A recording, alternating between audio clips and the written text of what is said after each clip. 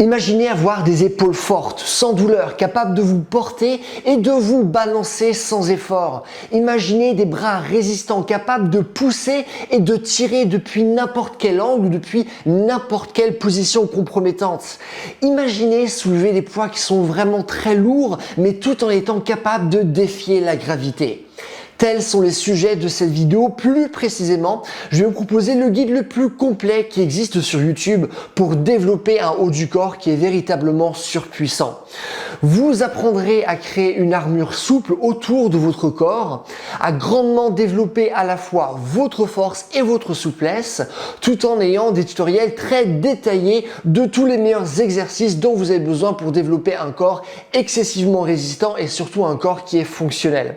Donc non seulement vous saurez comment créer vos propres entraînements, mais vous aurez même accès à un programme d'entraînement gratuit vous expliquant comment organiser toutes les informations très importantes que je vais vous divulguer dans cette vidéo. Accrochez-vous, c'est une vidéo qui m'a demandé un temps monstrueux de préparation. Ce sera une vidéo longue et profonde où énormément d'informations importantes seront partagées. Donc premièrement, regardez bien jusqu'à la fin de manière à progresser comme jamais auparavant, et deuxièmement, n'hésitez pas à regarder la vidéo en plusieurs fois ou la mettre dans une playlist afin que vous puissiez y retourner régulièrement pour vraiment avoir accès à toutes ces informations. Et juste avant de commencer, peut-être moi c'est Clément, je suis un préparateur physique diplômé et sur ma chaîne Mouvement Conscient, je vous explique comment développer un corps qui est fort, qui est souple et fonctionnel et qui sait réagir à plein de situations différentes et complexes. C'est parti! Si vous souhaitez confronter votre haut du corps à une multitude de situations insolites et complexes pour réellement avoir un corps fonctionnel, vous devez faire en sorte d'avoir une fondation qui est solide et surtout qui ne comporte pas de maillons faibles. Pour cela, on va commencer par s'intéresser aux épaules et plus particulièrement au hanging, c'est-à-dire le fait de simplement s'accrocher à une barre, que ce soit de manière passive ou de manière active. Alors ça, c'est un exercice qui a été pas mal popularisé par le chirurgien Dr. John Kirsch, qui était spécialisé dans les chirurgies d'épaule et qui a remarqué que beaucoup de pathologies et de chirurgies pouvaient être évitées en s'accrochant régulièrement à une barre. Et ça, c'est un concept qui a ensuite été notamment repris par Ido Portal, connu pour avoir coaché plein de sportifs de haut niveau, que ce soit dans le basket, dans le baseball et notamment le combattant de MMA Conor McGregor. Et en fait, dont les effets ont aidé un nombre incalculable de personnes, que ce soit moi, même mon père, mes clients ou des célébrités. You should try hanging. Have you ever looked into hanging? Le hanging constitue une des capacités humaines de base faisant référence à la brachiation, soit une capacité héritée de nos ancêtres que nous n'utilisons plus aujourd'hui malheureusement. Et en fait, selon le docteur Kirsch, les effets de réduction de blessures et de douleurs seraient dus au fait que se suspendre en fait est un excellent moyen d'aider à redresser votre acromion, ce qui peut plutôt augmenter l'espace entre les os pour réduire les pincements et les frottements sur les tendons lorsqu'ils passent à travers cette ouverture. Et l'université de Swinburne conseille néanmoins de commencer par effectuer du hanging qui est actif, dans la mesure où s'accrocher passivement à une barre peut être un étirement justement trop conséquent pour par exemple les personnes qui souffrent d'hypermobilité. Donc, ce que nous allons faire là maintenant, c'est qu'on va voir justement ces différentes variations de hanging qui existent. Alors là maintenant, je vais vous montrer les deux versions principales de hanging qui existent. On a une version qui est passive et une autre version qui est active. Je vais commencer par vous expliquer la première parce que ça va vous permettre de mieux comprendre la seconde. Ce que vous allez faire premièrement, c'est que vous allez vous accrocher à une barre en position de pronation avec vos mains qui vont être placées grosso modo au niveau de la largeur de vos épaules. Une fois que vous êtes en position, si vous avez une barre qui est suffisamment haute et qui vous permet d'être totalement surélevé par rapport au sol, c'est parfait. Pour beaucoup d'entre vous, comme ça l'est pour moi, ça va être impossible de par les endroits où vous entraînez ou tout simplement la hauteur de votre salon. Donc à ce moment-là, ce que je vous conseille de faire, c'est simplement placer vos pieds devant vous, comme ceci. On ne veut pas les placer juste en dessous de nous ou derrière parce que ça aura tendance à négativement influencer la position de notre dos et il ne va plus être dans une position droite et neutre. Okay ? Donc on veut simplement placer les pieds devant nous et là ce qu'on va faire c'est simplement se relâcher totalement. Donc naturellement vos épaules vont se placer au niveau de vos oreilles, ce n'est pas un souci. Et on veut simplement se relâcher totalement et rester dans cette position-là le plus longtemps possible. Alors qu'est-ce que je veux dire par le plus longtemps possible? Moi je vous conseille de rester jusqu'au moment où vous sentez que ça devient vraiment un effort physique assez conséquent au niveau de la force de préhension. À ce moment-là, vous arrêtez, vous faites une petite pause et vous recommencez le processus 3 à 5 fois. Il y a même des gens qui vont au-delà de ce protocole, comme par exemple Idoportal, qui conseillent par exemple d'accumuler jusqu'à 7 minutes par jour tous les jours. Donc c'est vrai que c'est quelque chose qu'on veut faire le plus souvent possible, donc le faire quotidiennement c'est bien, et en fonction de votre niveau, vous pouvez, et de vos capacités, si votre structure corporelle le permet, c'est vraiment d'aller jusqu'à 7 minutes. Et autre chose, si en faisant ce mouvement de manière très basique et que vous avez vraiment du mal à rester ne serait-ce que 10 secondes accroché à une barre, même en mettant vos pieds au sol, ce que vous pouvez faire, c'est simplement mettre davantage de tension au niveau de vos jambes, squatter plus pour avoir moins de tension au niveau de vos mains et de manière à ce que vous puissiez tenir plus longtemps ce mouvement-là. Et vous pouvez également vous aider, par exemple, de sangles pour le grip de manière à ce que ce soit plus simple. Donc, voici la variation de base qui est passive et de par la passivité va créer un énorme étirement au niveau de votre épaule. C'est également un mouvement très intéressant pour gagner en souplesse. Donc voilà, ça c'est la version passive. Maintenant, comme je l'ai dit, il existe également une deuxième version, la version active, qui elle consiste à faire exactement la même chose, sauf que cette fois-ci, on va faire une dépression et une rétraction des omoplates. Dépression, je ramène les omoplates vers le bas. Rétraction, je les rapproche l'une de l'autre, comme si je voulais vraiment pincer une pièce entre mes omoplates. On va se remettre dans la même position, les pieds qui vont être devant. Et au lieu d'être passif comme ça, ce que je vais faire, hop, activement, je vais aller vers le haut. Donc je ramène les omoplates vers le bas et je les ramène l'une contre l'autre. Et je vais rester dans cette position-là. Puisque cette position est active, c'est-à-dire que musculairement, je suis obligé activement de rester dans cette position-là. Non seulement, bien sûr, je vais renforcer cette région, mais je vais donc également diminuer l'intensité de l'étirement, raison pour laquelle cet exercice il est préférable pour les personnes qui ont des épaules vraiment très instables ou pour les personnes qui sont hyper laxes. Donc voilà, en termes globaux, les versions par lesquelles vous pouvez commencer. Bien sûr, si vous avez des doutes, n'hésitez pas à en parler à votre médecin ou à votre kiné. Charles Poliquin, un des préparateurs physiques qui a créé le plus de médaillés olympiques, a toujours parlé de l'importance d'avoir une grande force au niveau de la rotation externe des épaules et donc d'avoir une coiffe des rotateurs qui est forte.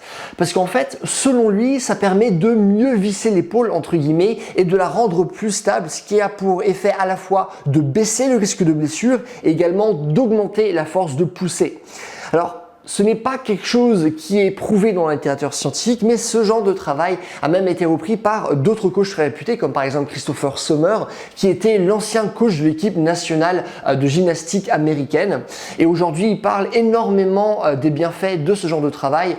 C'est également quelque chose que j'ai pu apprendre en faisant un stage justement avec Idoportal, un exercice avec lequel j'ai eu de très bons résultats, moi et également mes clients. Et à mon sens, le meilleur moyen pour commencer à justement travailler cette force en rotation externe et d'effectuer des rotations cubaines, raison pour laquelle je vais vous montrer là maintenant un tutoriel. Alors là maintenant je vais vous montrer les rotations cubaines qui est un exercice génial pour travailler la force de la rotation externe de l'épaule et ça va également améliorer votre force de poussée et la stabilité de votre épaule de manière générale. Donc en termes de santé et de performance, c'est un exercice qui est vraiment ultra intéressant. Pour faire cet exercice, vous allez avoir besoin d'un haltère et pour commencer ce mouvement, on va se mettre dans une position où on est stable. C'est la position dans laquelle je me trouve là maintenant. Donc j'ai une main au sol pour donner plus de stabilité à mon torse et je vais avoir une jambe qui va être surélevée. Et ce qui va se passer, c'est que je vais simplement prendre l'haltère et poser mon coude sur mon genou, ok? Donc ça c'est la position de base. Concernant l'autre jambe, vous la placez comme vous voulez. Moi je la place comme ça parce que c'est comme ça que je me sens plus stable. Mais voilà grosso modo la position de base. Donc comme vous pouvez le voir, par rapport à mon bras qui travaille, il y a un angle droit entre le bras et l'avant-bras. Ça marche? Dans cette position, ce que je vais faire, c'est que je vais baisser l'haltère en faisant une rotation de l'épaule et je vais ramener mon avant-bras vers le sol et m'arrêter jusqu'à ce qu'il soit parallèle au sol. Une fois qu'il est parallèle au sol, hop, je vais revenir dans la position d'origine. Et c'est simplement ça qu'on va faire, ok? J'arrive là, je contrôle la descente jusqu'à ce que je sois parallèle au sol. Hop, et je remonte. Ce qui est important, c'est de toujours garder grosso modo un angle droit du coup entre le bras et l'avant-bras, d'aller jusqu'à la parallèle, de remonter, maîtriser le mouvement, garder le coude au niveau du genou et de ne pas surélever l'épaule comme ça. Ok, donc l'épaule reste stable, et tout ce que je fais, c'est simplement une rotation. Hop. Et voilà. Et après, bien sûr, vous faites exactement la même chose avec l'autre bras. Pour augmenter l'intensité, là aussi, le plus facile, c'est simplement d'augmenter le poids que vous utilisez. Et voilà, c'est tout pour ce mouvement. Si vous voulez avoir un haut du corps fonctionnel et fort dans plein de situations, vous devez avoir des épaules qui sont vraiment souples. Il se trouve que vos épaules ont 6 fonctions principales. On a la flexion, on a l'extension, on a l'abduction, l'adduction, on a la rotation externe qu'on a vu avant et on a la rotation interne. Et même si logiquement toutes ces fonctions sont importantes, à mon sens, il y en a 2 que tout le monde devrait travailler en termes de souplesse. C'est la flexion et c'est l'extension. Parce que sans bonne flexion, c'est impossible de faire un handstand qui est droit, de faire le pont, de chercher des prises vraiment loin en escalade ou de maximiser vos lancers. Et parallèlement à ça, sans bonne extension au niveau de l'épaule, c'est impossible de faire un muscle-up sans compensation. C'est impossible vraiment de bien maximiser votre nage, notamment par exemple si vous faites du crawl ou maximiser vos sauts de main. C'est pour ça que je vais vous proposer 2 tutoriels. Le premier exercice duquel je vous avais déjà parlé à plusieurs reprises, du nom de lat tri stretch, va augmenter votre souplesse et votre force en position de flexion.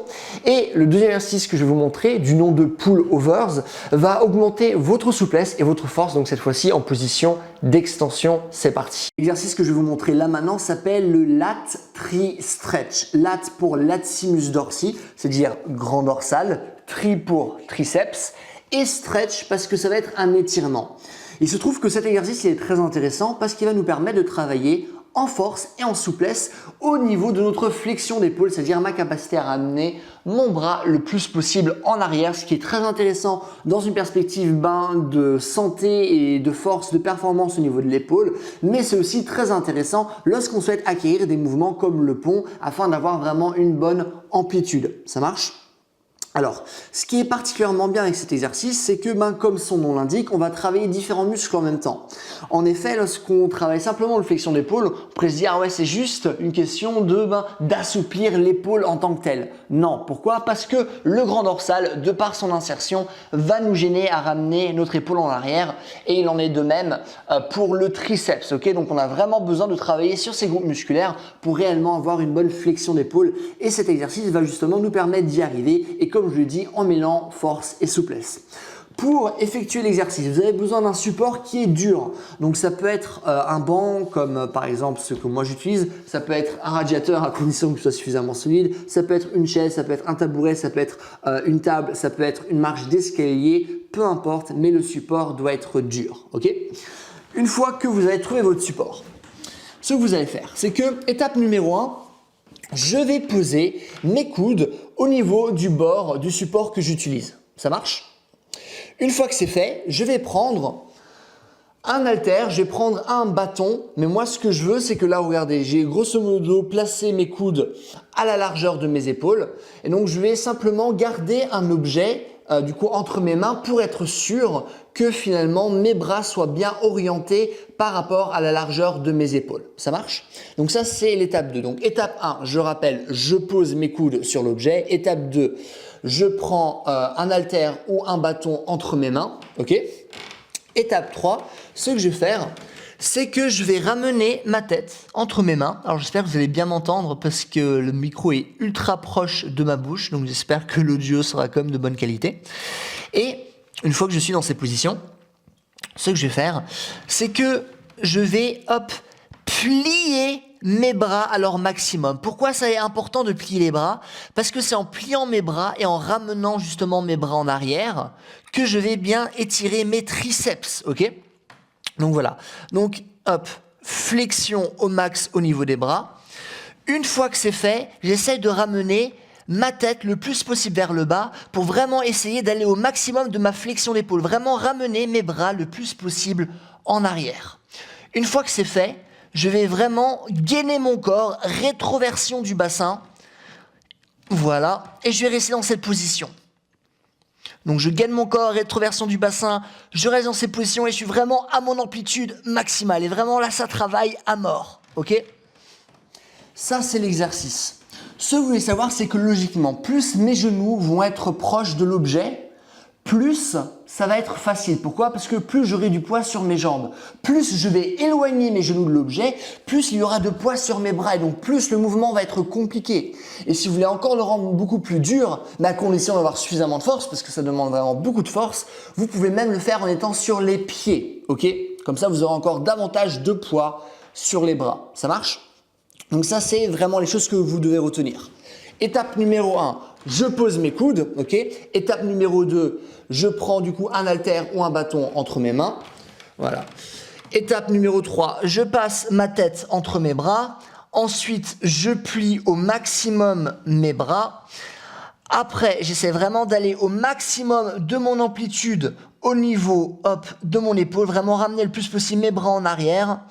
Je ramène aussi ma tête le plus possible vers le bas pour vraiment essayer d'aller au maximum de mon amplitude. Hop, je gaine mon corps, rétroversion du bassin. Voilà, et j'éloigne, hop, suffisamment mes genoux du support pour vraiment avoir pile l'intensité qu'il me faut. Je travaille au maximum de mon amplitude. Et là, je travaille vraiment la force et la souplesse. Hop. Voilà, c'est tout pour cet exo. Alors là maintenant, je vais vous montrer les pullovers, qui est un exercice génial pour travailler à la fois en force et en souplesse votre extension d'épaule, donc votre capacité à ramener votre bras en arrière. Pour faire cet exercice, vous allez avoir besoin d'un bâton. Donc ça, c'est genre un bâton que j'ai acheté à Decathlon. Je crois que ça coûte 5 €, un truc comme ça. En tout cas, sûr, c'est moins de 10 €. Vous pouvez aussi utiliser un manche à balai. Vous pouvez aussi utiliser une branche d'arbre que vous trouvez dans un parc. Pas de souci. Ok?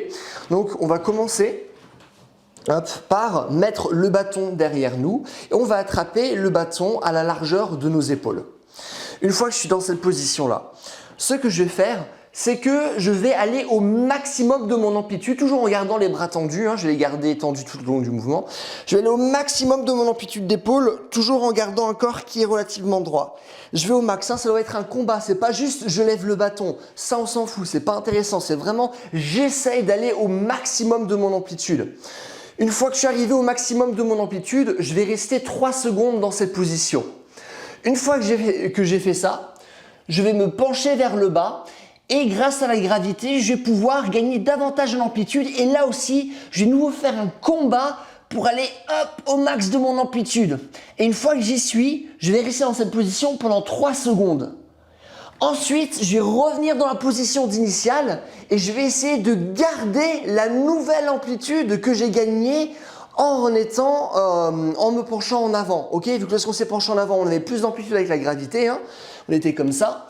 Et du coup là, lorsqu'on va se relever, on va essayer de garder cette nouvelle amplitude alors que logiquement, vu qu'on va retourner dans la position initiale, notre corps aura tendance à nous enlever de l'amplitude. Donc on veut l'empêcher de nous enlever cette amplitude parce qu'on veut la garder. Donc j'arrive là et j'essaie de la garder. Hop, et 1, 2, 3 dans cette position. Et je relâche et ça fait une répétition. Ok?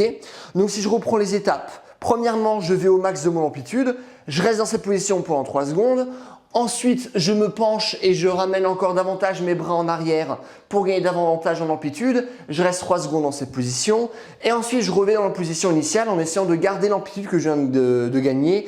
Et je reste également pendant 3 secondes et ça me fait une répétition. Ok? Donc ça, c'est pour les pullovers. Si maintenant vous voulez rajouter davantage d'intensité, une chose que vous pouvez faire, c'est certes augmenter le nombre de répétitions, mais aussi vous pouvez simplement rajouter du poids.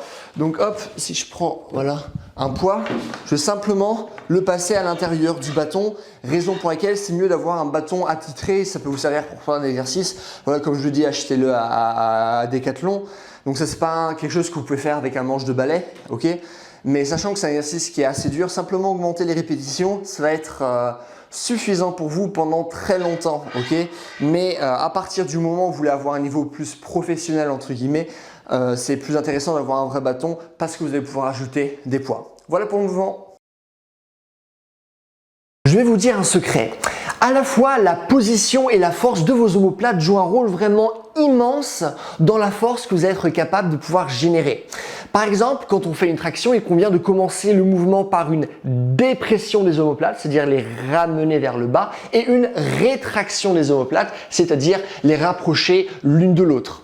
Et en fait, cette habitude va vous forcer notamment à davantage recruter vos omoplates et également à davantage recruter votre dos et donc instantanément augmenter votre nombre maximal de tractions. Dans la même perspective, mais cette fois-ci, si on s'intéresse à des mouvements comme par exemple les pompes en planche, ce que vous allez remarquer, c'est que, ou même par exemple les pompes en poirier, c'est que effectuer cette fois-ci une protraction des omoplates, donc les éloigner l'une de l'autre, ça va vous permettre de générer davantage de force. Et donc, en fait, de manière générale, vos mouvements de tirage auront besoin d'une bonne force de rétraction et vos mouvements de poussée auront besoin d'une force de protraction. Et donc, ainsi, si vous travaillez spécifiquement ces patterns-là, vous allez développer une plus grande force et vous aurez également des épaules qui vont être moins fragiles et qui vont également être en meilleure santé. C'est pourquoi je vais premièrement vous montrer un exercice pour justement travailler cette rétraction scapulaire. Il s'appelle le Active Arcing Hang. Et après ça, je vais dessus vous montrer un exercice qui donc cette fois-ci va travailler la protraction scapulaire qui porte le nom de pompe scapulaire. C'est parti. Alors là maintenant on va voir un mouvement qui s'appelle le Active Arcing Hang qui est un mouvement absolument génial et ce pour plusieurs raisons. Premièrement, on va vraiment beaucoup travailler la force de nos épaules et de nos omoplates. Deuxièmement, on va travailler ce qu'on appelle la force bras tendu, donc la force que notre corps est capable de générer en ayant les bras tendus au lieu d'avoir les bras pliés. Okay. Et troisièmement, c'est aussi un exercice excellent pour travailler la mobilité du dos. Donc vraiment un exercice génial en termes de performance, en termes de force, en termes de mobilité, en termes de santé, c'est vraiment génial. Okay. Alors ce que vous allez faire, c'est que vous allez vous accrocher à la barre et vous allez vous mettre en position de Active Hang. Okay. Donc, on va reprendre les étapes pour ceux qui ont oublié ce que c'est le Active Hang. Vous allez simplement vous accrocher à la barre en position de pronation. Grosso modo, main largeur d'épaule. Hop, voilà, je soulève mes pieds. Je suis accroché, donc là de manière passive. Ce que je vais faire, c'est que je vais faire une dépression et une rétraction des omoplates. Donc, dépression, je ramène mes omoplates vers le bas. Rétraction, je ramène mes omoplates l'une vers l'autre. Une fois que je suis dans cette position, ce que je vais faire, c'est que je vais simplement ramener le plus possible mon corps en arrière, au maximum de mon amplitude. Hop, je reviens en position de Active Hang, donc j'ai toujours gardé ma dépression et ma rétraction.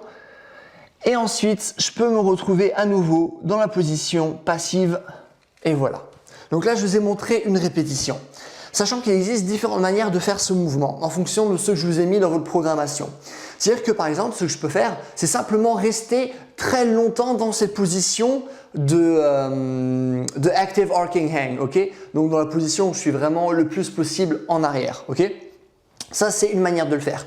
Une autre manière de le faire, c'est simplement faire des répétitions.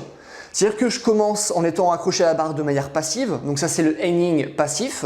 Je passe en hanging actif. Je ramène mon dos en arrière au maximum de mon amplitude, je reviens en hanging actif, puis nouveau en passif, etc. Et je fais que des répétitions comme ça.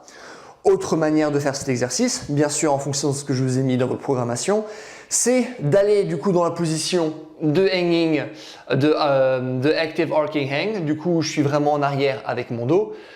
Je reste quelques secondes dans la position en fonction de ce que j'ai marqué dans la programmation. Je reviens dans la position initiale et ainsi de suite. Okay. Donc ça, c'est différentes manières d'effectuer le mouvement. Ça marche? Une chose qui est vraiment très importante, lorsque vous allez ramener votre dos en arrière, gardez la rétraction de vos omoplates. Ça marche? Donc comme je vous l'ai souvent dit, imaginez que vous avez un cil entre vos omoplates que vous essayez d'écraser. Ça marche? Gardez vraiment ça en tête, c'est très important. On veut vraiment travailler la force de notre rétraction des omoplates en faisant ce mouvement-là.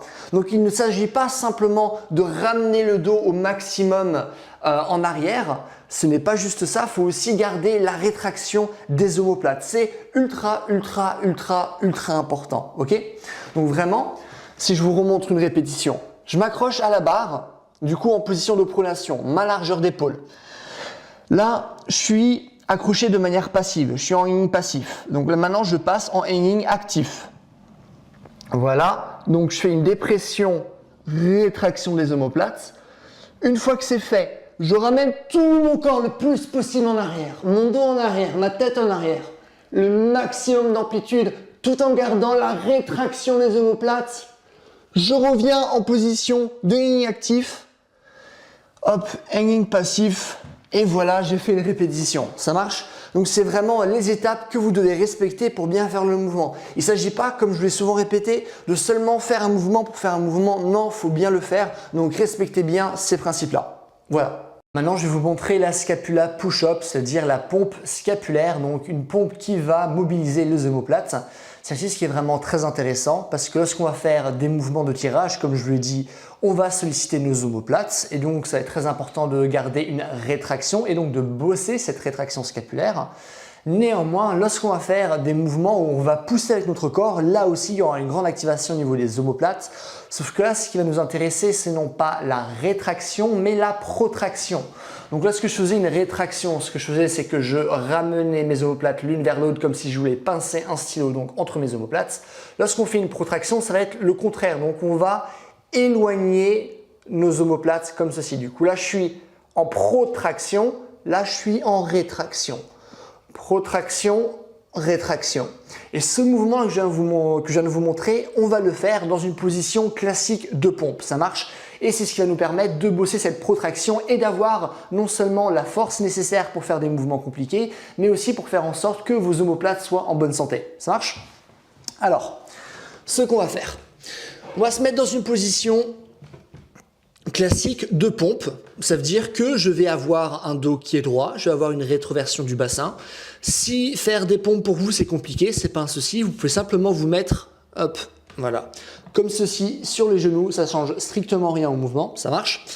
Donc voilà, c'est ce qu'on va faire. Et dans cette position, je vais vraiment pas bouger mes bras, c'est juste mon corps qui va bouger. Je vais me laisser, hop, enfoncer au niveau du sol. Et après, je vais essayer de remonter pour créer la plus grande protraction possible. Donc vraiment essayer d'éloigner mes omoplates, ce qui va arrondir le haut de mon dos. Et c'est bien le haut de mon dos qui doit s'arrondir, pas le reste, parce que c'est vraiment là qu'on veut créer de l'intensité. Ça marche? Donc voilà, je suis comme ça.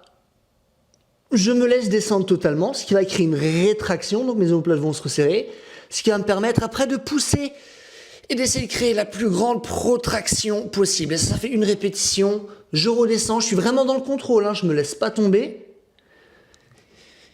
Hop, et de nouveau, j'essaie de créer la plus grande protraction possible et vous allez enchaîner les répétitions avec ce schéma-là. Ça marche? Donc comme je l'ai dit, si c'est trop dur, mettez-vous sur les genoux. Si vous n'arrivez pas, par exemple, à passer de la position à genoux à la position où on se met sur les pieds, ce que vous pouvez faire, c'est vous mettre sur les pieds mais surélever vos mains. Parce que lorsque vous allez surélever vos mains, il y aura davantage de poids sur vos pieds. Et donc ce sera plus facile de faire le mouvement. Et aussi, si vous voulez rendre le mouvement plus dur pour mettre davantage d'intensité, ce que vous pouvez faire, c'est simplement surélever vos pieds. À ce moment-là, il y aura davantage de poids sur vos mains et le mouvement sera plus dur. Voilà. Quand on travaille le haut du corps, nos coudes vont être très sollicités. Et en effet, le coude est en fait ce qu'on appelle une articulation de compensation qui va réagir par rapport à ce qui va se passer au-dessus d'elle, c'est-à-dire au niveau des épaules, et également en dessous d'elle, c'est-à-dire au niveau des poignets. Et c'est bien vraiment dans ces perspectives-là que c'est important d'avoir des coudes, des avant-bras qui vont être suffisamment forts afin justement d'être capable de compenser et d'éviter les tendinites pour avoir des bras qui vont être forts. Donc ça c'est important. Les premières contraintes à mon sens auxquelles vos coudes doivent être capables de se confronter sont les contraintes de rotation, c'est-à-dire tout ce qui va être pronation et supination. Et ça malheureusement c'est un type de travail que très peu de personnes effectuent.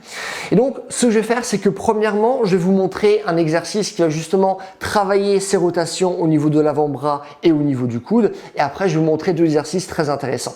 Alors le mouvement que je vais vous présenter là maintenant consiste à faire des rotations avec vos avant-bras. Pour ce faire, vous allez prendre un haltère et vous allez plier votre bras grosso modo à 90 degrés avec votre bras qui sera collé au niveau du côté de votre torse. Comme vous pouvez le voir, je suis en position de supination et de cette position, je vais simplement tourner de manière à ce que je puisse me retrouver en position de pronation et je vais au max de mon amplitude. De cette position, je reviens en position de supination et je vais au maximum de mon amplitude. J'essaie de tourner le plus possible et je vais simplement faire des répétitions de cette manière-là. À chaque fois, je vais au maximum de mon amplitude et c'est vraiment juste mon avant-bras qui fait le taf. Et si vous voulez rajouter davantage d'intensité, premièrement, ce que vous pouvez faire, c'est rajouter un poids, ok? Et autre chose que vous pouvez faire, c'est faire le même mouvement, mais cette fois-ci, vous allez garder le bras tendu et vous allez faire la même chose. Mais ce qui est important de faire, c'est pas faire une rotation entière du bras. Faut pas faire ça, ok? Nous, ce qu'on veut cibler, c'est vraiment l'avant-bras. Donc là, ça doit rester immobile et je vais simplement faire la pronation et la supination avec mon avant-bras sans faire ça. Ok, là, je bouge tout mon bras, ça on s'en fout. Hop, non, on garde le bras immobile.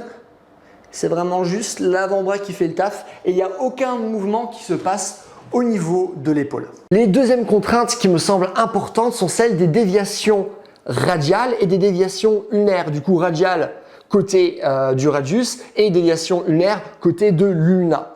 Donc là maintenant je vais vous montrer un tutoriel. Alors là maintenant je vais vous montrer les déviations radiales et les déviations ulnaires. Alors pourquoi on dit radial et ulnaire? Ça correspond tout simplement au radius et à l'ulna. Donc si maintenant je vous montre mon bras de cette manière-là, l'os qui se trouvera le plus vers l'extérieur, donc celui-ci ça va être le radius, celui qui va se trouver le plus à l'intérieur ça va être l'ulna, ok? Et donc lorsqu'on va faire des déviations radiales et ulnaires, on va mettre en jeu ces zones-là. Donc on va commencer par les déviations radiales. Pour les déviations radiales, ce que vous allez faire, c'est que vous allez vous mettre dans cette position-là et vous allez simplement soulever votre haltère au max de votre amplitude comme ceci, vous redescendez en contrôlant la descente et vous allez simplement faire des répétitions de cette manière-là. Donc là, je travaille le radius, ok? Le bras reste complètement tendu et c'est simplement là mon poignet qui va travailler. Hop, voilà. Si maintenant on veut bosser l'ulna, qu'est-ce qu'on va faire? Eh bien, on va faire le même mouvement, sauf qu'au lieu de travailler cette région, on va travailler cette région-là. Donc, je vais prendre, l'haltère comme ceci. Donc là, je vais simplement, voilà, faire le mouvement opposé. Voilà. Mais c'est le même pattern. Hop. Et à chaque fois, je vais au max de mon amplitude. Je garde mon bras qui est tendu. Et c'est le poignet qui fait tout le taf. Là, donc, je bosse ici, l'ulna, alors qu'avant, on bossait ici, radius. Donc ça, c'est les déviations radiales. Et ça, c'est les déviations, ulnaires. Et pour augmenter l'intensité, c'est simple, vous rajoutez du poids. C'est tout. Maintenant que vos coudes sont préparés, je vais vous montrer une routine de renforcement des poignets. La raison pour laquelle il est important d'avoir des poignets qui sont vraiment forts et également souples, c'est parce qu'en fait, cette articulation est toujours au premier plan quand il s'agit de pousser notre corps. Il représente littéralement la liaison qu'on a avec le sol ou qu'on a avec des objets. Et donc, si cette articulation est faible et ou douloureuse, eh bien vous serez incapable de développer suffisamment de force avec vos bras et également les angles desquels vous allez pouvoir pousser vont être limités. Donc voici la routine. Alors pour commencer cette routine des poignets, vous allez commencer par créer un point avec chaque main. Et ce qu'on va faire, c'est vraiment essayer d'effectuer des cercles au maximum de notre amplitude. Ça marche? Hop, comme ceci. Donc vous allez simplement créer des cercles, aller au maximum de votre amplitude, toujours en gardant votre poing. N'essayez pas de le desserrer, parce que plus je vais le desserrer, plus j'aurai accès à l'amplitude. Là, ce qu'on veut, c'est vraiment rendre le mouvement compliqué. Ça marche? Donc on fait des cercles comme ceci pendant un temps imparti. Donc je vous dirai quand arrêter, c'est parti. Allez au maximum de votre amplitude, luttez pour l'amplitude.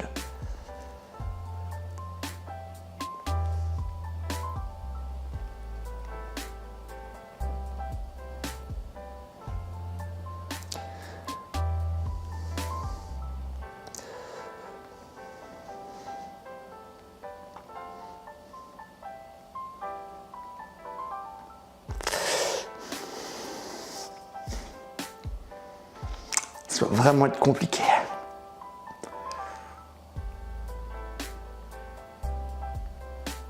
Hop, voilà.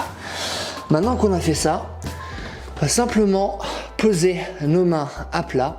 Ce que je vais faire, c'est en gardant les bras tendus, je vais simplement m'avancer avec mes épaules en avant, aller grosso modo à mon amplitude maximale, mais de manière à ce que je puisse comme soutenir la tension, hein, pas que ça me fasse mal. Et je reviens dans la position initiale et on va simplement faire 15 répétitions. C'est parti. 1, 2, 3, 4.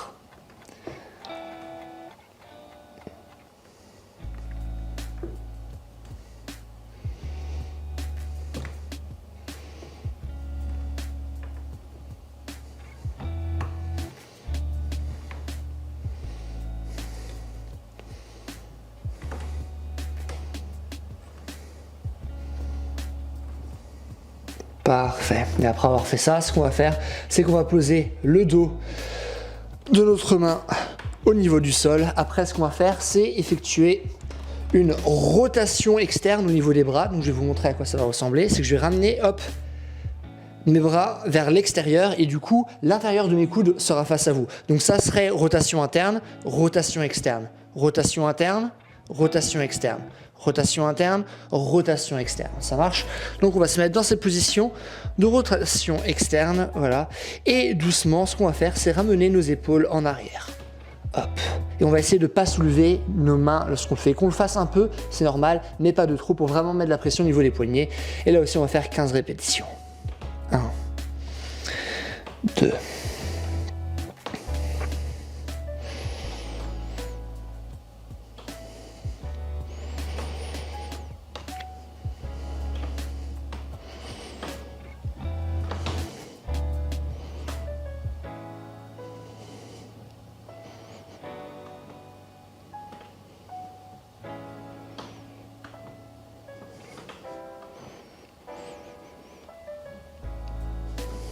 hop, voilà, et c'est tout pour les poignets.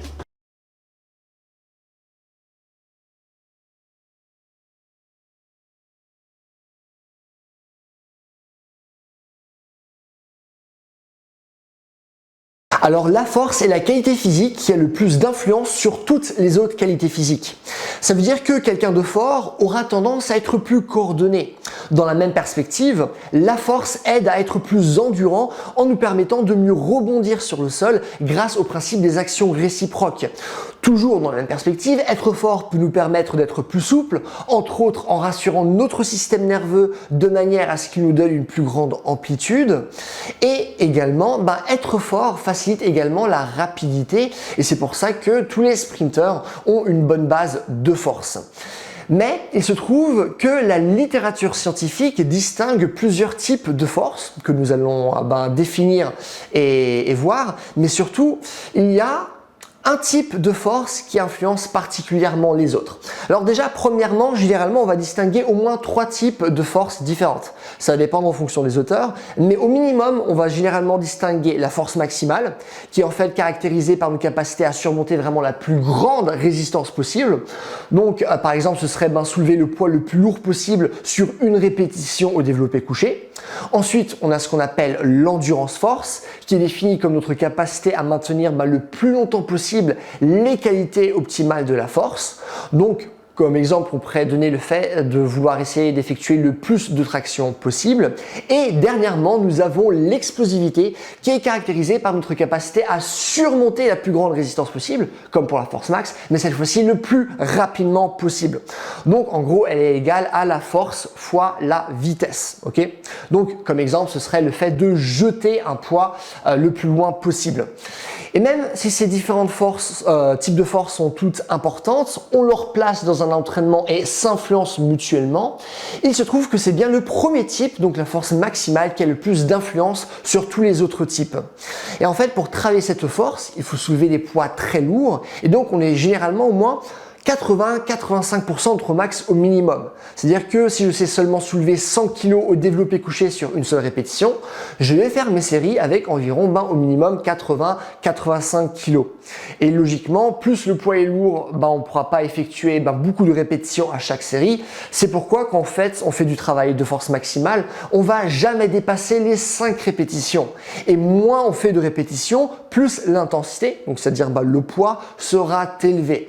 Donc, c'est un travail assez différent du travail de musculation traditionnel, surtout que la plupart des résultats seront nerveux. C'est-à-dire qu'on essaie vraiment d'optimiser le système nerveux au lieu d'avoir cette optimisation musculaire, car le but est de recruter davantage de neurones moteurs et de faire en sorte que leurs signaux électriques soient davantage élevés. Alors je ne vais pas à nouveau vous expliquer tous les mécanismes physiologiques derrière tout ça, j'ai déjà fait dans plein d'autres vidéos, mais je vous mettrai quand même une autre vidéo en description si jamais vous voulez vous renseigner davantage.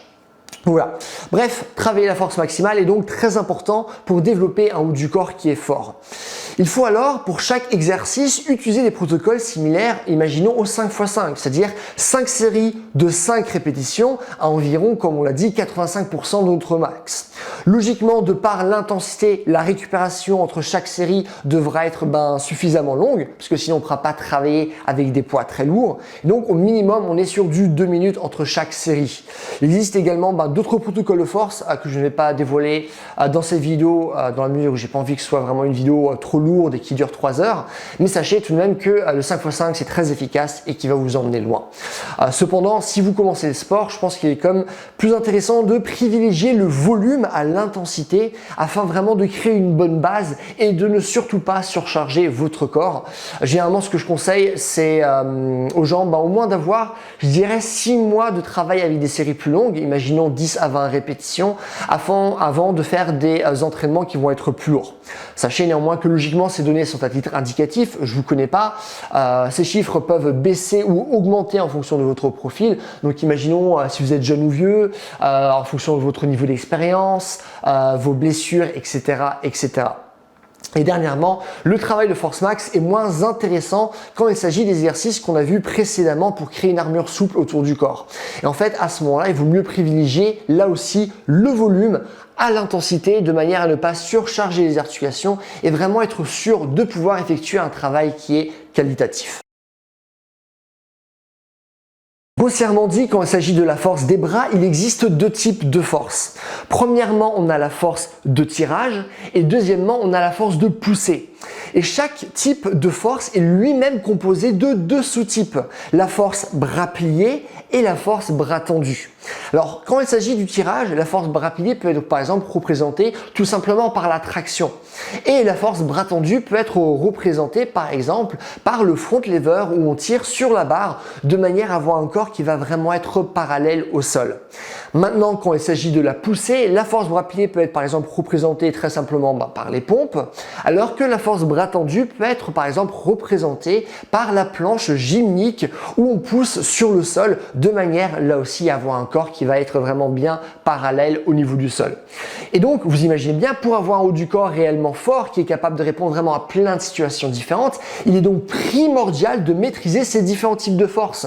Surtout que, a priori, c'est aussi votre cas, l'écrasante majorité des personnes travaillent seulement un seul type et sont très limités dans l'expression de leur capacité physique. Dans cette section, je vais donc vous présenter les meilleurs exercices pour développer votre capacité à tirer, à pousser et comme on l'a vu, à la fois avec les bras pliés, également avec les bras qui vont être tendus. Alors premièrement, on va commencer par parler du tirage. Et pour avoir, comment dirais-je, un répertoire complet, vous devez être capable de tirer sur le plan vertical et sur le plan horizontal. Donc en termes de force bras plié verticale, j'aime tous les exercices qui vont mener à la traction à une main. Quelqu'un qui maîtrise ou qui est proche de maîtriser la traction à une main, saura faire beaucoup de traction. Il saura également soulever lourd au tirage vertical à la machine, imaginons dans un contexte de musculation. Or, le contraire, il est quand même rarement observable. Et à mon sens, un des meilleurs exercices pour y arriver, à condition que les tractions normales soient suffisamment simples pour vous, parce que ce n'est pas le cas à ce moment-là, logiquement commencez par les tractions, mais ce sont les tractions archer, donc je vais vous montrer là maintenant un tutoriel. Alors là maintenant, je vais vous montrer comment effectuer une traction archer. Alors pour faire cet exercice, vous allez avoir une main qui va être placée au niveau de la barre en position de supination, ça va être le bras qui va travailler, et vous allez avoir une autre main qui va être cette fois-ci en position de pronation, qu'elle va être la main de soutien. En fait, cette main de soutien, plus elle va être loin de l'autre main, plus le mouvement va être dur. Plus elle va être proche, plus ça va être facile. Donc le but, c'est vraiment de se tirer vers la main en supination en ayant l'autre main qui est la plus loin possible pour maximiser les tensions au niveau de ce bras. Ça, c'est un mouvement qui est plus simple à effectuer avec des anneaux parce que puisque les anneaux bougent, on peut vraiment facilement moduler la distance pile en fonction de notre manque de force. Donc ça, c'est le mouvement. Pour commencer le mouvement, ce que vous allez faire, c'est que vous allez commencer à tirer en faisant une dépression et une rétraction des omoplates. On a vu, dépression, on ramène les épaules vers le bas, rétraction, on ramène les omoplates l'une contre l'autre comme si on voulait pincer une pièce entre nos deux omoplates. Et une fois que c'est fait, on commence à engager les mouvements au niveau du coude et on se rapproche vraiment de notre main en supination pour vraiment essayer de ramener le plus possible notre main au niveau des pecs, et en faisant ça, on veut vraiment bien ramener le coude en arrière pour là aussi faire la rétraction, bien utiliser nos omoplates et bien activer notre dos, maximiser la force, et ensuite on redescend en contrôlant la descente sans se laisser tomber. En ce qui concerne le tirage bras pliés horizontal, cette fois-ci, j'aime les tractions australiennes ou le tirage unilatéral aux haltères pour commencer. En ce qui concerne maintenant l'exécution de ces gestes, on va retrouver vraiment exactement les mêmes principes techniques qui ont été partagés lors du tutoriel qui concerne les tractions, ce qui est le fait de garder un corps bien gainé, la rétraction, la dépression, etc. Et pour ce qui est cette fois-ci du tirage bras tendu, il y a à mon sens vraiment rien de mieux que les exercices qui vont vous permettre de vous rapprocher du front lever. Et là, à mon sens, le meilleur exercice pour commencer ce genre de travail est le Active Arcing Hang que je vous ai déjà montré lors du chapitre sur la force des omoplates. Comme quoi finalement tout est lié. Et en fait, une fois que vous avez un niveau suffisamment bon avec cet exercice, vous pouvez passer aux variations de front lever qui sont adaptées à votre niveau. Donc par exemple, on a le tuck avec les jambes qui vont être repliées, le advanced tuck avec les jambes perpendiculaires au sol, le straddle avec les jambes qui vont être tendues et écartées, le demi front lever et ensuite on a le front lever à une jambe et le front lever normal. Et chaque position peut être travaillée de manière isométrique, c'est-à-dire qu'on va vraiment essayer d'accumuler le plus de temps dans cette position précise-là, ou encore mieux, faire des variantes dynamiques pour à ce moment-là mélanger à la fois la force bras pliés et également la force bras tendus lorsqu'on sera obligé de constamment pousser sur la barre. Et là aussi, on va respecter vraiment les mêmes principes techniques que nous avons vus précédemment. Donc, voilà un peu en ce qui concerne le tirage. Je donnerai plus d'informations par la suite, mais donc ça, c'est vraiment une base. Pour ce qui est maintenant de la poussée verticale bras pliés, là il n'y a vraiment rien de mieux que les pompes en poirier. Quelqu'un de bon en pompes en poirier sera soulevé au développé militaire, alors que là également le contraire est bien moins courant. Néanmoins, ce n'est pas que le développé militaire sert à rien, vraiment combiner les deux ça peut aussi être excessivement intéressant. Mais quand même, pompe en poirier, c'est le plus important. Et pour commencer ce genre de travail, vous pouvez commencer par des pike push-ups. Et je vais tout de suite vous montrer un tutoriel par rapport à ce mouvement. Lorsque vous faites ce mouvement, vous allez commencer dans une position où vous allez être à quatre pattes. Si vous n'êtes pas souple au niveau de vos chaînes postérieures, tout ce qui est mollets, ischio et fesses, vous allez garder vos genoux pliés. Si vous êtes souple, vous pouvez garder vos jambes tendues. Et donc dans ces positions à quatre pattes, avec les mains à plat, qu'on va mettre grosso modo au niveau de la largeur de nos épaules, on va descendre dans une trajectoire qui sera plus en diagonale. Et en faisant ça, nous, ce qu'on va essayer de faire, c'est d'aller chercher le plus loin possible devant avec notre tête. Et du coup, elle sera plus loin que nos mains. Mais on ne veut pas non plus que notre tête soit tellement loin que la trajectoire s'aplatisse et qu'elle devienne finalement, que cet exercice devienne finalement un exercice de pompe normal. Un autre point qui est très important à garder en tête, c'est de garder des avant-bras qui vont être perpendiculaires par rapport au sol. Or, trop de personnes auront tendance à ramener leur coude en arrière, ce qui est mauvais. Et le sixième et dernier point qui est important à respecter, c'est la protraction des omoplates. Qu'est-ce que c'est la protraction des omoplates? C'est ce qu'on va simplement essayer de les éloigner l'une vers l'autre lorsqu'on va faire ce mouvement. Donc là, je suis en protraction. Si je fais le mouvement opposé, c'est une rétraction. Je rapproche mes omoplates l'une de l'autre. Là, ce qu'on va réellement chercher, c'est donc une protraction. Et c'est vraiment tous ces critères-là qui vont nous permettre donc de développer une force vraiment accrue au niveau de nos épaules, une bonne stabilité et avoir un transfert de force qui va nous intéresser pour par la suite réussir des mouvements plus compliqués. Pour ce qui est de la force bras-pieds étendue, mais cette fois-ci sur le plan qui va être horizontal, à mon sens, il n'y a rien de mieux que les exercices qui vont nous rapprocher des pompes en planche. Et également, quelqu'un de bon à ce niveau n'aura pas de problème pour soulever des poids respectables au développé couché. Il ne va pas battre des records, vous imaginez bien, mais le poids sera comme respectable, alors qu'une personne faisant seulement du développé couché, même avec des poids très lourds, ne sera même pas proche d'effectuer une pompe en planche. Okay, et le meilleur exercice pour commencer ce genre de travail, à mon sens, sont les pompes traditionnelles. Si vous arrivez déjà à faire les pompes traditionnelles, c'est-à-dire que vous avez déjà une base de condition physique, à ce moment-là, ce que vous pouvez faire, c'est passer au lean planche push-ups et je vous montre tout de suite un tuto. Ok, alors c'est la 4e fois que je refais cette vidéo parce que à chaque fois, l'image est floue pour je ne sais quelle raison. Alors là maintenant, je vais vous montrer comment effectuer les lean planche push-ups, qui sont une variante de pompe qui en fait sont différentes de la version traditionnelle pour 2 raisons principales. Premièrement, nos pieds vont être contre le mur et deuxièmement, le but c'est de ramener nos épaules et notre tête le plus loin possible par rapport à nos mains, ce qui est différent du pompe traditionnel parce que généralement ce qu'on essaie de faire, c'est de ramener nos pecs, ramener nos épaules grosso modo dans la région où se trouvent nos mains. Alors que là on essaie vraiment d'aller le plus loin possible, ce qui va mettre un stress différent au niveau de nos poignets. Le levier ne va pas du tout être le même, ça va être beaucoup plus dur de se pousser, ça va être aussi mettre davantage d'accent au niveau des épaules. Alors ce que je vais faire, c'est que je vais vous présenter les points techniques basiques les plus importants, vous faire une démonstration, ensuite on verra les points plus évolués qui sont importants à mettre en place et je vous montrerai à nouveau une démonstration. Sauf que maintenant je commence vraiment à être fatigué physiquement. Alors, ce que vous allez faire, c'est que premièrement, vous allez placer vos pieds au niveau du mur. Et ensuite, une fois que vos pieds sont placés, vous allez placer vos mains par terre. Ce que vous devez garder en tête, c'est que plus vos mains vont être proches du mur, plus le mouvement va être dur. Plus vos mains vont être loin, plus le mouvement va être simple. Et ça, c'est important parce qu'en fait, en ayant nos pieds contre le mur, avec nos doigts de pied qui vont jamais se décoller du mur lorsqu'on va faire le mouvement, ça nous permet de toujours rester dans la même position et de simplement moduler l'intensité de notre geste à travers la position de nos mains. Ce qui nous permet de mesurer très facilement notre niveau et donc aussi d'augmenter ou de diminuer la difficulté comme on le souhaite parce que ceux qui se mesurent progressent.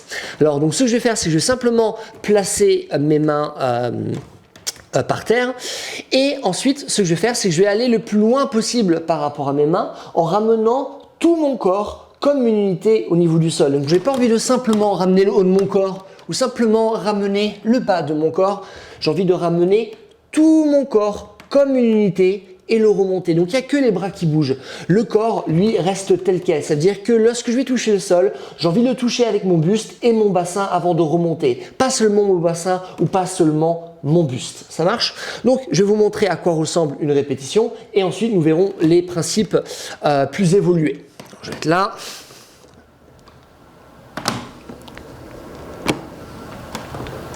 Voilà.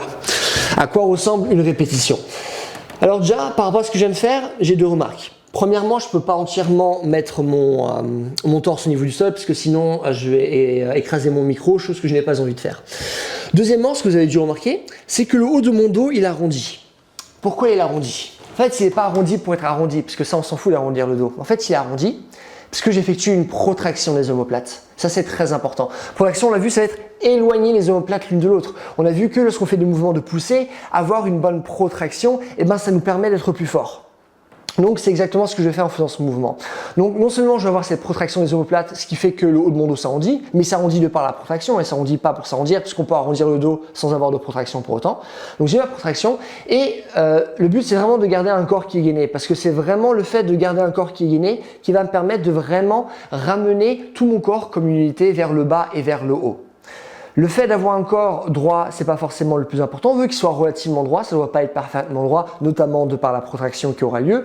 Mais donc voilà, majoritairement, on veut qu'il soit gainé, on veut qu'il y ait cette protraction. Donc maintenant que vous avez aussi ces informations en tête, je vais encore une fois vous montrer une répétition en augmentant là encore la difficulté pour que vous puissiez voir à quoi ça peut correspondre en conditions réelles.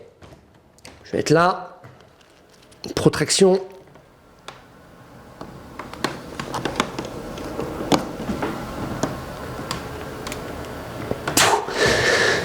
Voilà. Ça, c'est une répétition plus intense. Ce mouvement est très intense, mais au moins maintenant, vous savez les différents points à respecter pour vraiment avoir de très bons résultats avec cet exercice. Ce qui est également important à signaler, c'est que la force bras plié va positivement influencer votre force bras tendu et vice versa. En d'autres termes, non seulement votre force donc sera plus générale et fonctionnelle, mais vous progresserez plus rapidement et aurez davantage d'outils à disposition pour surmonter des plateaux de progression réduites ou inexistantes. Donc voilà ce qui concerne les meilleurs exercices de force pour le haut de votre corps. Néanmoins, vous vous doutez bien que c'est plus une introduction d'une certaine manière, car logiquement, si je devais expliquer toutes les étapes pour par exemple réussir le front lever, réussir la traction à bras, toutes les étapes et exercices nécessaires pour arriver jusqu'à la pompe en planche, ça, les vidéos dureraient plusieurs heures. Mais au moins, et là c'est très important, c'est que non seulement vous savez où vous devez vous diriger, et en plus vous savez par où commencer. Donc ça, c'est vraiment une très bonne introduction, et maintenant vous savez sur quoi bosser. Ceci étant dit, nous allons tout de suite passer aux exercices qu'on appelle accessoires qui ont pour but de supporter les exercices primaires que nous venons de voir. Les exercices qu'on a vus dans la partie précédente sont les exercices les plus importants pour développer un haut du corps qui est fort. Ça, j'ai dit, ça c'est très clair. Néanmoins, comme je l'ai également dit à la fin du dernier chapitre, il existe des exercices qui sont moins importants, mais qui peuvent supporter en fait les exercices primaires afin de vous faire progresser un peu plus rapidement, rattraper des retards musculaires et vous permettre d'avoir un corps qui finalement va être plus complet. Ces mouvements sont généralement placés en fait en fin de séance de manière à ce que la majorité de votre énergie puisse être utilisée par rapport à ce qui est le plus important, donc c'est-à-dire dans le but de réussir et de bien réussir les mouvements primaires. Et si les mouvements que nous avons vus précédemment étaient davantage polyarticulaires, c'est-à-dire qui mettent en jeu différentes articulations, différents groupes musculaires, les exercices accessoires sont en fait souvent des mouvements d'isolation où seulement une seule articulation / groupe musculaire sera stimulé. Alors dans cette catégorie, on va notamment retrouver tout ce qui est variation de curl aux haltères pour améliorer nos performances de tirage et renforcer nos coudes. Et on va également retrouver les variations d'extension des triceps pour améliorer nos performances de poussée et également pour renforcer nos coudes. Et nous verrons également des exercices spécifiques à vos faiblesses comme par exemple les élévations latérales. Puisque vous avez maintenant développé une bonne base de force, il s'agit maintenant de l'utiliser dans plein de contextes différents de manière à ce que cette force devienne vraiment, véritablement fonctionnelle. Le but n'est pas d'être fort pour être fort, mais d'être réellement capable de faire quelque chose avec cette force. Vraiment une démarche très utile. Donc là, ce que je vais faire, c'est que je vais vous montrer un clip d'une ancienne vidéo où j'explique les principes de la force organique, c'est-à-dire une force qui n'est pas limitée à des situations et des angles qui sont précis. Et juste après ça, je vais vous montrer un exemple d'exercice afin que vous puissiez justement travailler ce type de force. Maintenant, on va parler de la force organique et c'est ça qui va sûrement le plus titiller votre esprit. Qu'est-ce que c'est exactement ? La force organique, c'est un type d'entraînement qui est basé sur deux principes importants. Le premier principe, c'est des tâches.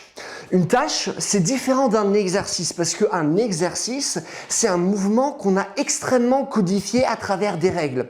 C'est-à-dire que si vous faites des squats, on vous dit tu dois garder un dos droit, tu dois placer tes jambes de cette façon, tu dois placer la barre de cette façon, etc.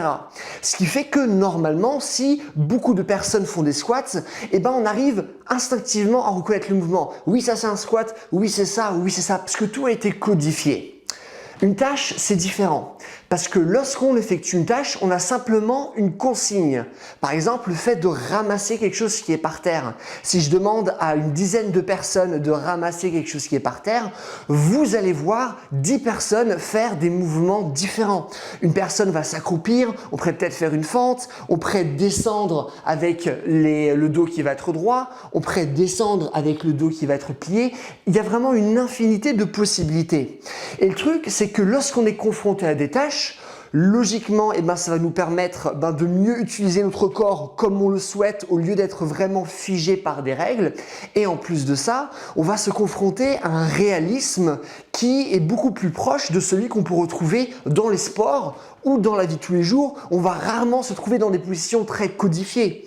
Et ça va vraiment nous permettre de faire en sorte que notre corps soit confronté à des situations qui sont vraiment diverses et complexes. Donc ça, c'est le premier point. Le deuxième point qui constitue la force organique, ça va être le fait de sortir de notre alignement corporel. Parce que dès qu'on va travailler, on va toujours le faire dans les mêmes angles. C'est-à-dire que, imaginons que vous faites des pompes.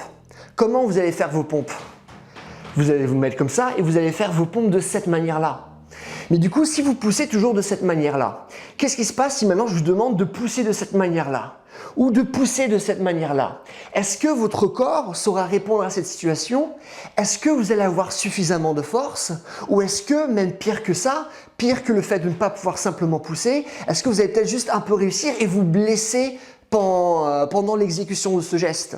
Et le truc, c'est que si on ne bosse pas justement dans une pratique diversifiée, dans plein de situations farfelues, eh ben on ne sera jamais fort dans des situations farfelues. Or, qu'est-ce qui se passe dans la vie de tous les jours et dans les sports? On est dans des situations farfelues, donc il faut faire face à ça.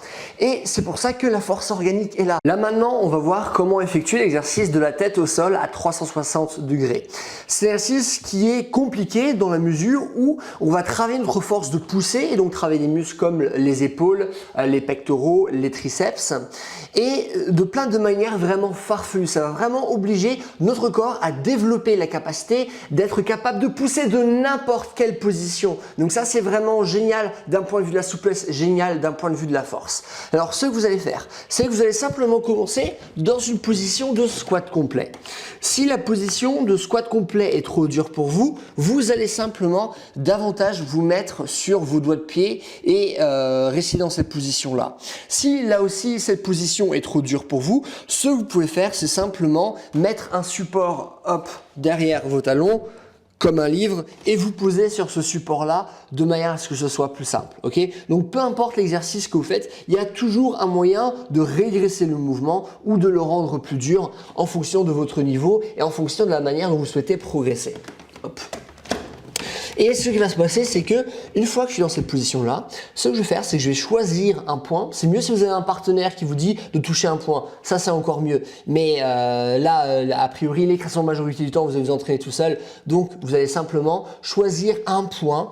Peu importe où, il peut être proche, il peut être loin, il peut être sur les côtés, il peut être en dessous de vous, il peut être en arrière. Et ce que vous allez faire, c'est simplement le toucher avec votre tête. Donc imaginons, si j'ai envie de toucher ce point ici, ce que je vais faire, c'est que je vais simplement poser mes mains et le toucher avec ma tête et revenir. Le but, c'est qu'il y a toujours mes pieds qui aient un contact avec le point en question. Mes talons peuvent se soulever, ça c'est pas un souci, hein, mais il faut toujours qu'il y ait un point de contact. J'ai pas le droit, de commencer à marcher. C'est vraiment ma tête qui se rapproche du point et c'est tout. Donc, je peux aller plus loin. Imaginons si j'ai envie de toucher là, ce que je vais faire, c'est vraiment aller là. Hop. Ça se trouve, j'ai envie de toucher juste le point qui est sur le côté, juste à côté de moi. Ah là, c'est plus dur. Hop. Et voilà. Ça se trouve, j'ai envie de toucher un point qui est en arrière. J'ai envie de toucher ici. Là, c'est encore plus dur. Hop. Et ainsi de suite. Donc, non seulement ça va être important pour vous de choisir des positions qui sont compromettantes, puisque le but c'est pas simplement de travailler pour travailler, hein. On veut se mettre dans des positions compromettantes pour que notre corps arrive à répondre à des situations compromettantes. C'est ça qu'on veut. C'est en mettant notre corps dans des situations complexes qu'il saura répondre à des situations complexes. Si vous faites que des choses simples, votre corps saura que répondre à des choses simples. Qu'on soit bien d'accord. Donc, une autre chose qui est très importante à garder en tête, c'est qu'on peut toujours faire les choses de plein de manières différentes. Par exemple, je peux toucher ce point et je peux simplement faire ça. Hop. Mais ce que je pourrais faire, c'est toucher le même point ici, mais décider de pousser, de pousser autrement. Hop. Là, c'est beaucoup plus dur. Là aussi, je peux toucher ce point-là, simplement faire ça. Hop. Mais ce que je pourrais faire, ce serait pousser aussi davantage comme ça, essayer. Hop, est-ce que j'y arrive? Hop, non, je perds l'équilibre. Je tente quelque chose d'autre. Ah, là, je suis carrément tombé sur le point. C'est pas une bonne chose. Il faut plus de contrôle moteur. Je peux essayer de rapprocher. Voilà. Et ainsi de suite, ok? Donc, c'est vraiment un exercice qui est méga dur, qui va vraiment forcer tout votre corps à développer non seulement beaucoup de force, mais aussi beaucoup de mobilité. Et ça, c'est vraiment une démarche fonctionnelle parce qu'on arrive vraiment à développer ces capacités-là dans une démarche chaotique. Et qu'est-ce que c'est la vie? Qu'est-ce que c'est les sports? C'est le chaos. On se retrouve toujours dans des situations dans lesquelles on ne voulait pas se retrouver. On sort toujours constamment de notre alignement corporel. Et donc plus on va se forcer justement dans une démarche de force organique à aller vers cette complexité, vers ce chaos, vers ces positions compromettantes, qu'on pourra développer un corps qui est véritablement fort, un corps qui est véritablement fonctionnel, qui sait faire quelque chose, qui sait réagir à plein de situations différentes. À force de travailler vos bras, vous verrez qu'ils accumulent pas mal de tension. C'est pourquoi j'aime faire du shaking et du swinging en fin de séance, c'est-à-dire en fait des secouements et des balancements pour retirer les tensions et nourrir les bras en vraiment ramenant de l'afflux sanguin. Donc là, ce que je vais faire, c'est que je vais vous montrer quelques variantes d'exercices qui sont très intéressants. Pour éliminer les tensions des bras, je vais vous montrer premièrement une variation de shaking, donc de secouement, et ensuite je vais vous proposer deux variations de swinging. Du coup, on va lancer nos bras. Alors pour ce qui est du shaking, ce que je vous conseille, très simple, c'est simplement secouer vos bras. Hop, comme si vous aviez une bête, imaginez au niveau de votre main, vous la secouez comme ça, et ben ce mouvement de secouement, vous allez vraiment l'effectuer avec tout votre bras. Hop. Donc il commence au niveau de la main et il va suivre tout le bras. Comme ceci, hop, faire ça. On peut aussi simplement relâcher, prendre le bras et le jeter un peu comme un fouet. Hop, comme ça. Donc ça, c'est vraiment le shaking. Ok, donc comme ça, on va commencer à retirer les tensions et ramener l'afflux sanguin au niveau des bras. Maintenant, on va passer au swinging. Un exercice qui est très bien, c'est simplement, hop, commencer à vraiment balancer les bras. Là, on n'essaie pas, hop, de donner un coup de fouet. On essaie vraiment juste de ramener le plus possible de sang au niveau de nos mains. Hop, on est là, on secoue, pendant que un bras se secoue, l'autre il reste simplement en l'air. Hop, on ramène le sang. Vous pouvez vraiment bien faire ce mouvement de pompage aussi avec vos jambes pour vraiment, hop, vous aider, hop, et ainsi de suite. Donc ça, c'est un premier mouvement de swinging.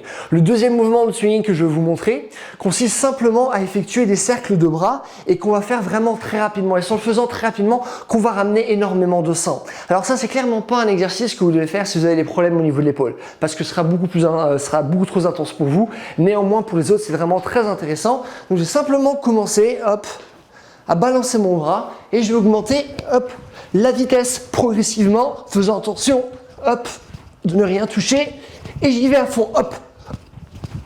Et vraiment en faisant ça, vous voyez ma main est toute rouge, je sens vraiment tout le sang qui vient au niveau de mes mains, qui vient au niveau de mes doigts. Donc c'est vraiment très intéressant de faire ces différents exercices pour vraiment nourrir vos bras dans leur entièreté.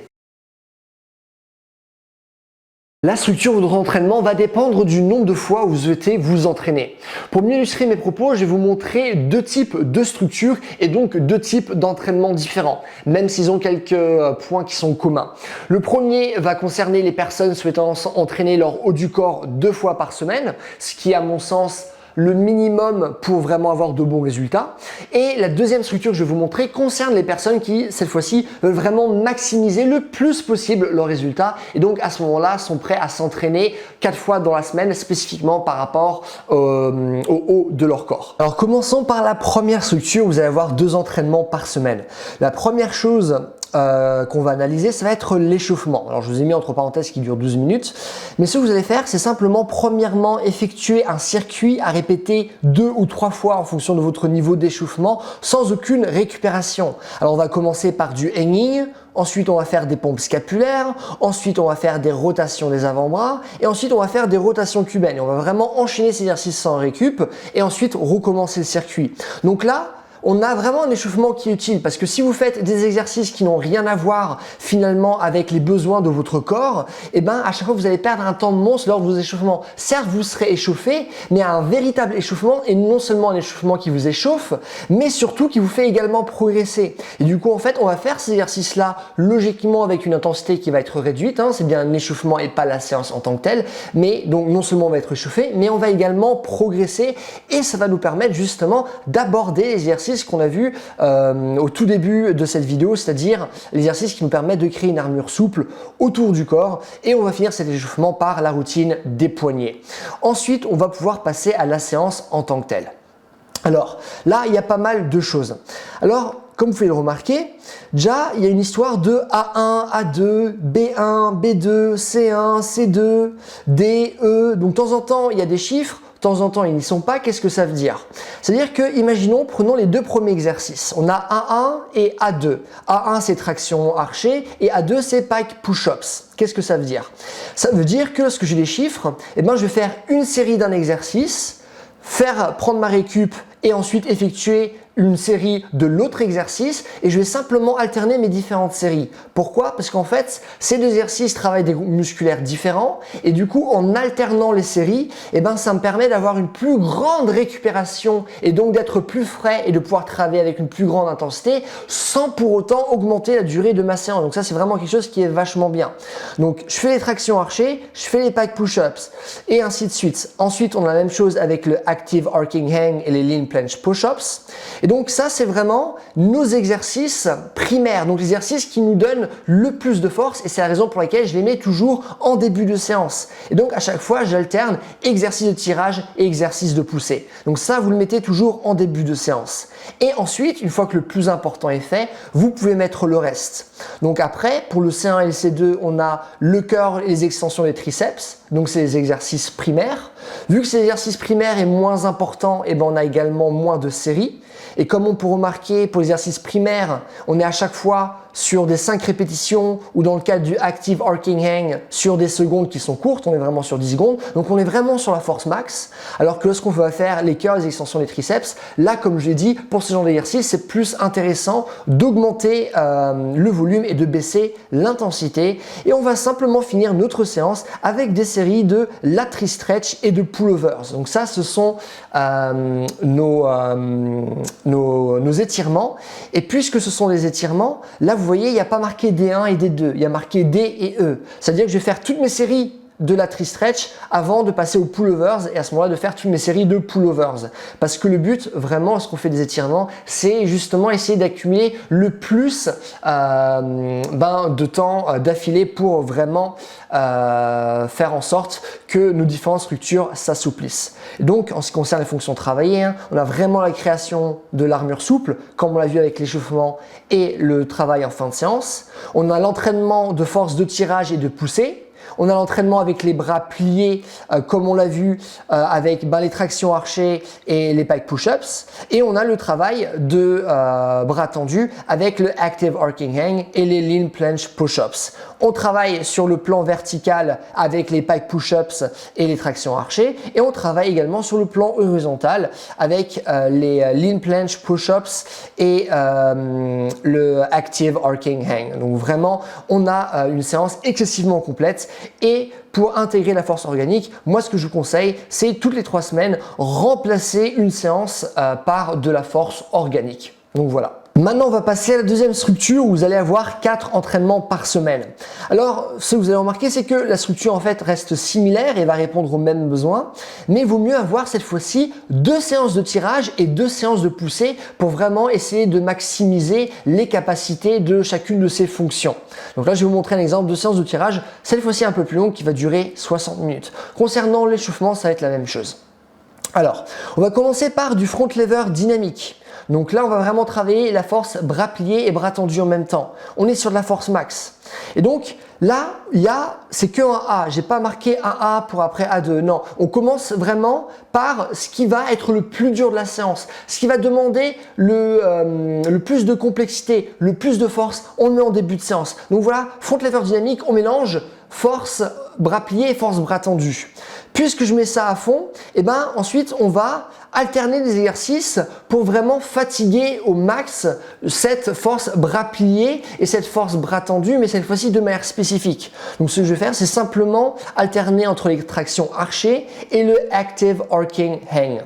Et ensuite, par la suite, on va simplement effectuer des exercices comme des tractions australiennes pour vraiment là aussi avoir une bonne force bras pliés en termes de force max, faire les curls qu'on a déjà vu. On aurait pu aussi rajouter des extensions des triceps et finir également par du lateral stretch.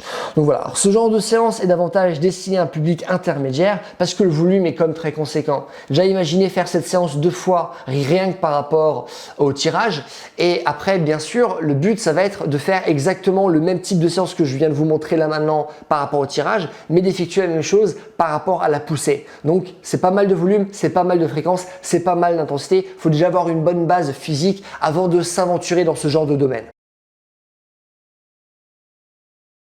Une dernière chose importante à garder en tête, c'est que aucun entraînement va durer toute votre vie. Ça, c'est quelque chose qui n'existe pas. Chassez cet esprit de votre tête. Et en fait, chaque entraînement est en fait un cycle qui a une date de préhension qui va généralement se situer grosso modo entre 3 et 8 semaines. Alors ça peut être plus long, dans certains cas très précis, ça peut même être moins, mais c'est pour ça que si vous avez déjà, imaginons, acheté une de mes formations en ligne, eh ben, il y a toujours plusieurs phases d'entraînement qui sont différentes. Et en fait, votre but en tant que sportif, c'est justement de jongler d'une phase à l'autre en fonction de vos besoins et en fonction de votre progression. C'est pour ça que, imaginons que d'une phase à l'autre, les variantes d'exercices peuvent changer. Donc imaginons si vous êtes suffisamment bon, vous pouvez passer à un exercice qui va être plus dur. Il y a aussi les protocoles qui peuvent changer. Si, imaginons, vous accumulez vraiment beaucoup de fatigue nerveuse, tout devient compliqué, à ce moment-là, c'est bien de baisser les poids et d'augmenter les répétitions. On peut également changer les modalités de travail. Donc par exemple, rajouter du travail isométrique pendant un certain temps pour pallier à des faiblesses qui sont très spécifiques. Mais donc, aucun entraînement est figé dans le temps. Néanmoins, plus vous débutez, moins vous avez besoin de variations et vous n'avez pas à vous compliquer la vie avec des cycles. Par contre, c'est quelque chose qui vient avec l'expérience et en fait seront beaucoup plus intéressantes et importantes et des questions que vous devez vous poser à partir du moment où vous avez un niveau plus intermédiaire. Mais vraiment, il y a énormément de modalités à expliquer. J'ai pas envie que cette vidéo dure plus d'1 heure, donc je vais m'en arrêter là, mais j'ai fait d'autres vidéos à ce sujet. Voilà pour cette vidéo. Ce que j'aimerais rajouter, c'est que pour avoir un haut du corps fort, il faut régulièrement le confronter à de nouvelles situations. Allez faire de la lutte pour apprendre à mieux pousser. Allez faire de l'escalade pour apprendre à mieux tirer. Apprenez, imaginons, à dessiner ou à créer des sculptures pour développer une motricité qui sera plus fine. Faites du tai chi pour apprendre à mieux relâcher vos bras. Ça sont toutes des activités qui vont énormément vous apporter d'un point de vue physique. J'insiste vraiment donc sur le fait d'avoir une pratique qui est généraliste. Mais bien sûr, faites tout ça progressivement, de manière déjà à ne pas vous surcharger. On a tous un temps, une énergie, des capacités qui sont limitées, donc gardez ça en tête également. Voilà, c'est tout. Si vous avez aimé la vidéo, n'hésitez surtout pas à me le dire. La création de cette vidéo m'a pris vraiment plus de 20 heures et le fruit de nombreuses lectures, de stages, d'expériences. Donc tout retour est le bienvenu. C'est vraiment des vidéos qui sont uniques en France, sans exagération, surtout qu'elles sont 100% gratuites. C'est vraiment quelque chose que je fais pour vous, car je pourrais vraiment faire des vidéos, imaginons, plus courtes et simples, qui auraient le même nombre de vues, si ce n'est plus. Donc vraiment, n'hésitez surtout pas à commenter votre retour. Je réponds généralement à tout le monde. N'hésitez pas donc aussi à aimer la vidéo, à partager mon contenu et à vous abonner si vous voulez voir les prochains guides ultimes. Voilà, bye!